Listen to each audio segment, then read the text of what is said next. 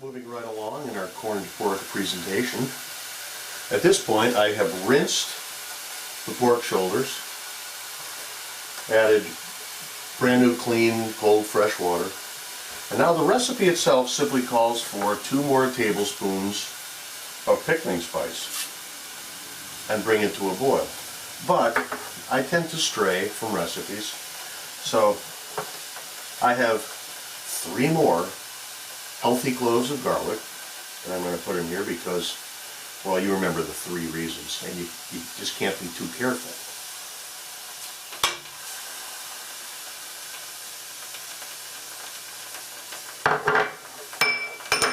I'm going to bring it to a boil, lower to just a slightly above simmer, let it go for about 3 hours. Now, most corned beef and cabbage recipes at this point call for you to put in your chopped vegetables. I'll be using potatoes, carrots, celery, onion, and of course cabbage. But I don't put them in until perhaps 45 minutes before the end of the cooking period, so that my vegetables still have some integrity rather than being real mushy. If you were to be ambitious, Jason, in the summertime, if you take this very same recipe and prior to cooking it on your oven, you take your corned brisket, or in this case pork, and take a tablespoon each of whole coriander and whole black pepper, toast it in a dry pan until it smells really good, and grind it up. Then you take that mixture, spread it all over the surface of your corned protein, and smoke it. That's when you have pastrami. That's how pastrami is made. So this is a multi-purpose recipe. And we'll be back. Jason. So now we're kind of finishing up. Bill has been boiling the 2 pork rears for a while, and we have 2 onions that we're going to add.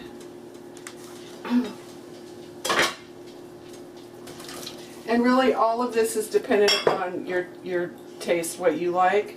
We have a couple stalks of celery cut in pretty big sizes. Again, like Bill said before, we like our vegetables to sort of maintain their integrity, so we're cutting them in pieces so that when we eat them they're not mushy and you can tell what they are, and we like some of the crunch. And then a couple of carrots, again those are cut into pretty good pieces, and we're going to, I'm going to kind of stir that down in, and that'll come back up to a boil and cook. We also, corned beef and cabbage, or corned pork, you're wondering where the cabbage is. Once again, we like to have the integrity, and I think when we did this, at your house. Pardon? Potatoes. I know, I was going to do that. We, rather than putting the cabbage in with everything else and boiling it and boiling it and boiling it, and it's kind of like seaweed in your corned beef, Bill has quartered these and put them in a steamer, and so we're going to steam these. And we decided, instead of having boiled potatoes, we're going to do this with mashed potatoes. So when Bill did a corned beef before, he saved some of the juices. So in this pot, we have some of the corned beef juices, just because it adds flavor to the potatoes. We have some Yukon Gold potatoes because we got a great deal on like 25 pounds, and we better hurry up and eat some. And those will come back to boil, and we're going to take our steamer basket and put it on top of the potatoes. And so while the potatoes cook, we'll get the steamed cabbage, and that'll all come together, and we'll be back when dinner's ready. And it's never too late, if you're concerned, to add more garlic. Because we have had no vampire sightings for quite some time now. Ready. Cabbage. The other vegetables, there's the corned pork. That would be mashed potatoes, because Jerry wanted to build something a little different.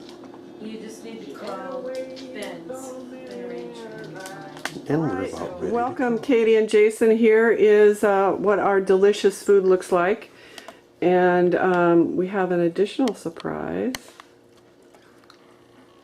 Oop, going the wrong way.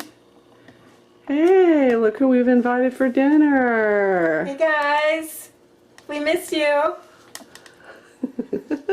I'll eat this for you.